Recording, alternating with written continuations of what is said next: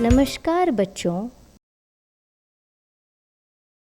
आज हम कक्षा 8वीं के भौतिक विज्ञान से अध्याय दहन, ईंधन और ज्वाला का पहला भाग सीखने जा रहे हैं।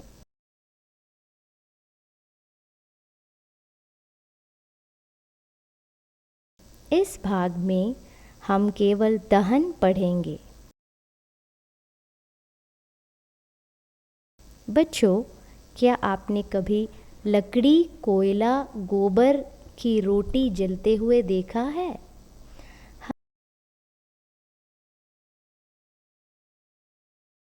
हम सूखे पत्तों को ईंधन के रूप में जलाकर उपयोग कर रहे हैं।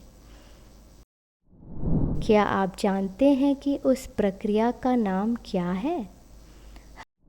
हम घर पर विभिन्न उद्देश्यों के लिए ईंधन के रूप में विभिन्न प्रकार की सामग्री का उपयोग करते हैं। आपने देखा या सुना होगा कि लोग घर पर खाना पकाने के लिए लकड़ी, कोयला, गोबर की रोटी आदि कैसे जलाते थे।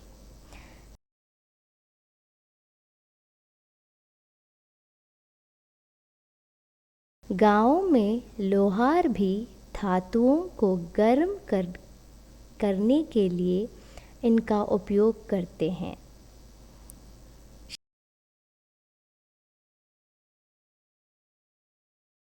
शहरी और ग्रामीण दोनों क्षेत्रों में अब एक दिन खाना पकाने के लिए ईंधन के रूप में एलपीजी गैस का उपयोग किया जाता है।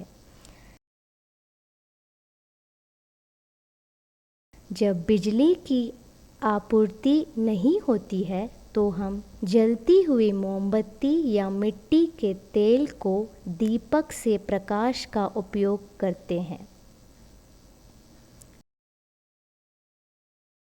सीखने के उद्देश्य। दहन की परिभाषा। दहनशील और उदहनशील पदार्थ।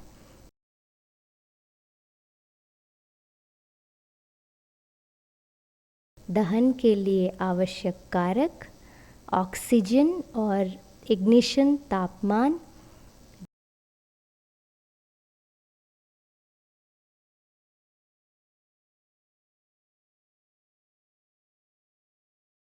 ज्वलनशील पदार्थ। दहन के प्रकार।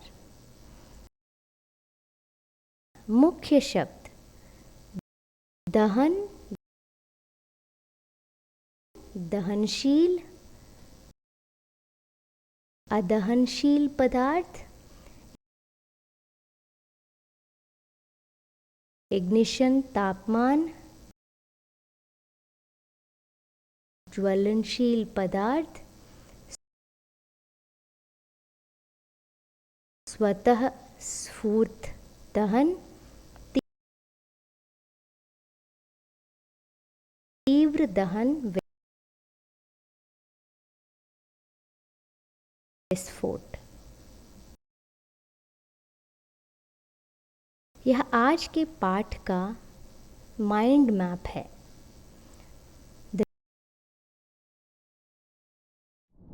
देखो बच्चों, चारकोल हवा में जलता है और हम जानते हैं कि कोयला भी हवा में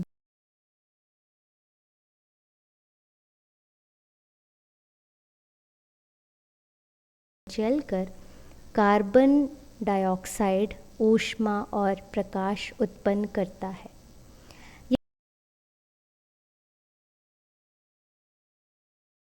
यह एक रासायनिक परिवर्तन है जिसमें एक ठोस पदार्थ गैस में परिवर्तित हो जाता है। यह दहन है। इसलिए हम कह सकते हैं एक रासायनिक प्रक्रिया जिसमें कोई पदार्थ ऑक्सीजन के साथ क्रिया करके ऊष्मा देता है, दहन कहलाता है।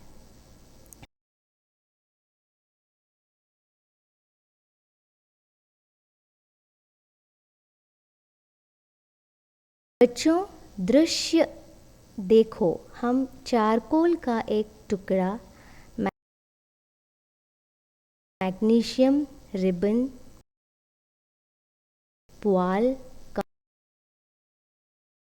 कांच, सूखी लकड़ी, कंकड़, रेत ले रहे हैं और इन सभी सामग्रियों को जला रहे हैं।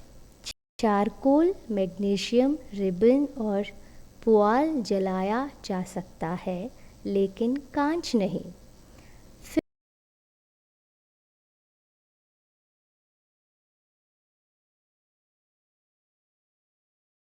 फिर सूखी लकड़ी जलाई जा सकती है, लेकिन कंकड़ और रेत नहीं।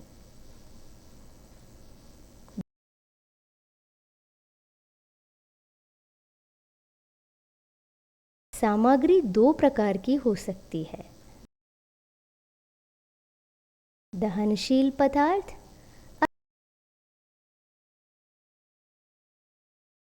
अदहनशील पदार्थ। बच्चों, चित्रों को देखो। चारकोल, घास और सूखी लकड़ी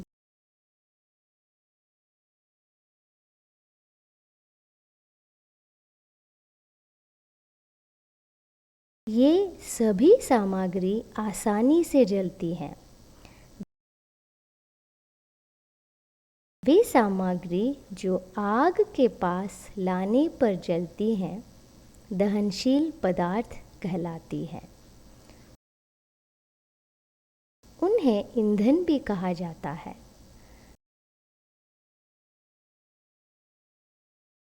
अब आप कंकड़, कांच और रेत की तस्वीर देख सकते हैं। वे नहीं जलते। वे सामग्री जो नहीं जलते हैं, उन्हें अदहनशील पदार्थ कहते हैं।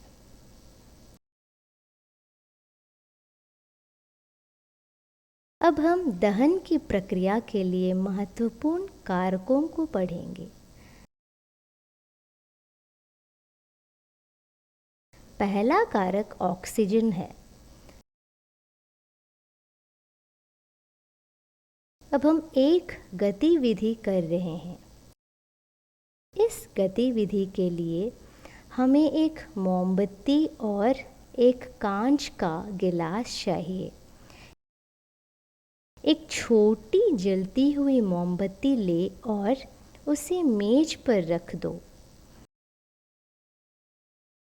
उस पर एक कांच का गिलास उल्टा रखो।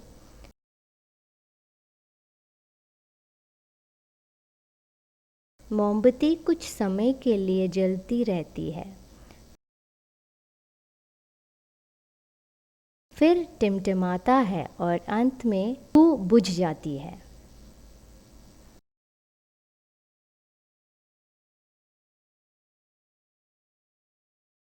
गिलास को हटा दे और फिर मोमबत्ती को जलाए।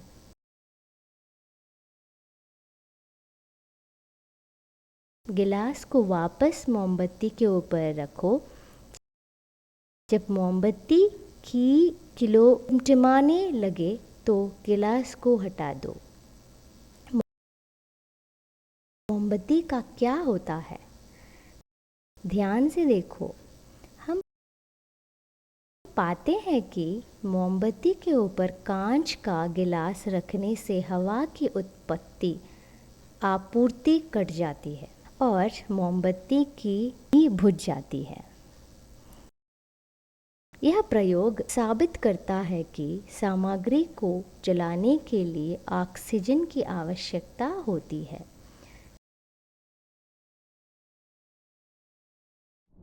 यह साबित करने के लिए कुछ अन्य प्रयोगों को करने की आवश्यकता है कि हवा में मौजूद ऑक्सीजन दहन का समर्थन करती है।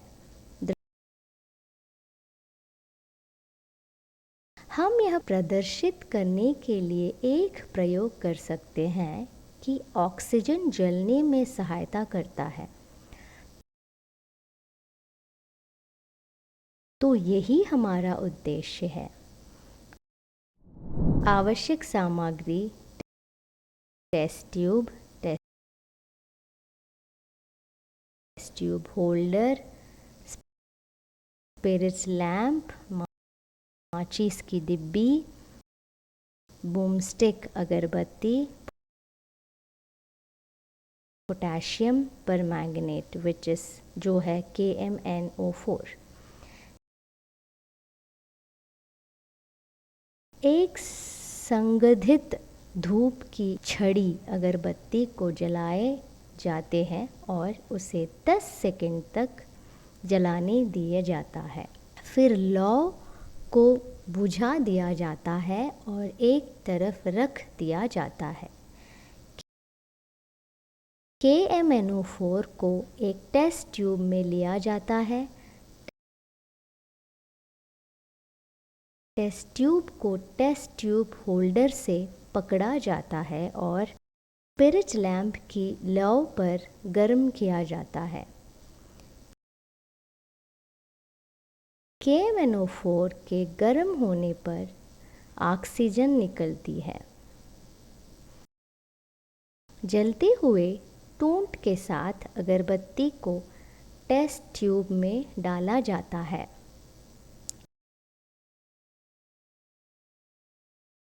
आप देखते हैं कि छड़ी एक लौ के साथ जलती है।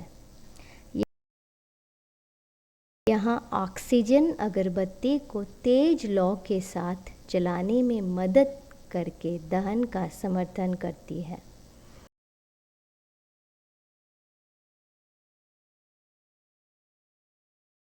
दृश्य 10। दूसरा कारक इग्निशन तापमान है। वह न्यूनतम तापमान जिस पर कोई पदार्थ आग पकड़ लेता है उसे उसका इग्निशन तापमान कहते हैं।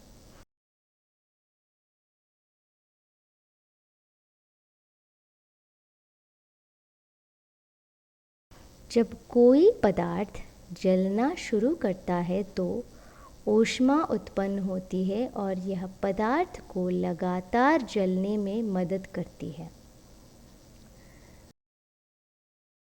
विभिन्न पदार्थों के लिए इग्निशन तापमान भिन्न भिन्न होता है।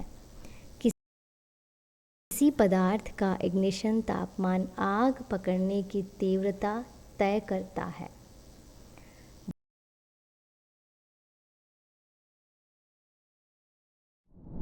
वे पदार्थ जिनका इग्निशन तापमान बहुत कम होता है और आसानी से आग पकड़ लेते हैं उन्हें ज्वलनशील पदार्थ कहते हैं।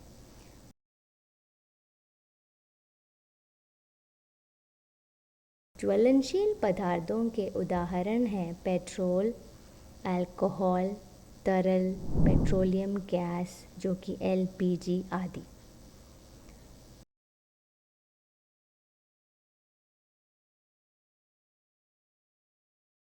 दहन 3 प्रकार का हो सकता है: तीव्र दहन, स्वतः स्फूर्त दहन, विस्फोट। हम पाते हैं कि गैस तेजी से जलती है और ऊष्मा और प्रकाश उत्पन्न करती है। इस तरह के दहन को तीव्र दहन कहा जाता है।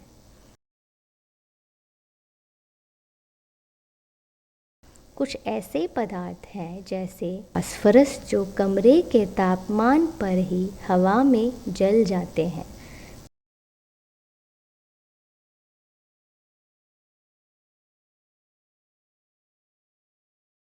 जिस प्रकार के दहन में किसी भी स्पष्ट कारण के बिना कोई पदार्थ अचानक आग की लपटों में फूट पड़ता है उसे स्वतः स्फूर्त दहन कहते हैं।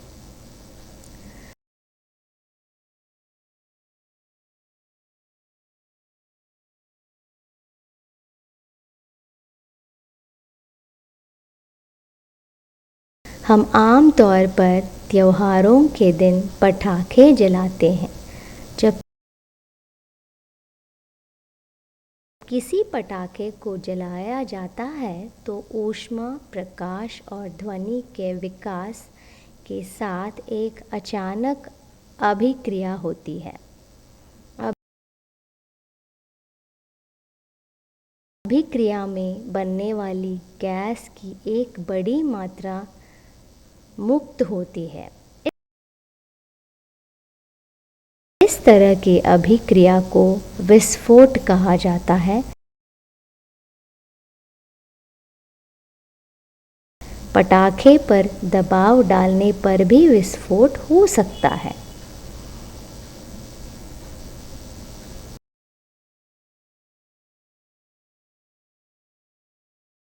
पाठ का सारांश। हवा ऑक्सीजन की उस उपस्थिति में जलने वाली सामग्री को दहन कहते हैं। दहन होने के लिए ऑक्सीजन या हवा की आवश्यकता होती है। वह न्यूनतम तापमान जिस पर कोई पदार्थ आग पकड़ लेता है उसे उसका इग्निशन तापमान कहते हैं।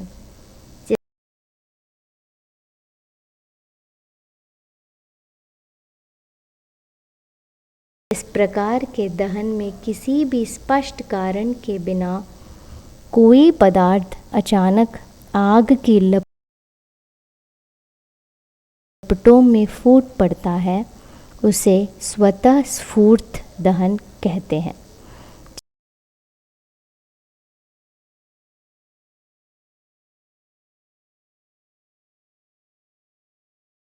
जिस प्रकार के दहन में पदार्थ तेजी से जलता है और ऊष्मा और प्रकाश उत्पन्न करता है उसे तीव्र दहन कहते हैं।